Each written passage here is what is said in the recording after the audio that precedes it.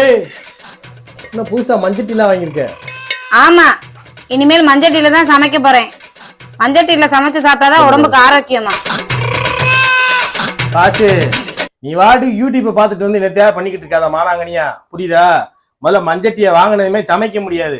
முதல்ல மஞ்சட்டியை பழகணும், அதுக்கப்புறம் தான் மஞ்சட்டில சமைக்க முடியும். இல்லைன்னா நீ சமைக்கிற சாப்பாடு குந்தாங்கூர் ஆகி அங்கிட்டு ஒழுகிட்டு போயிடும், புரியுதா?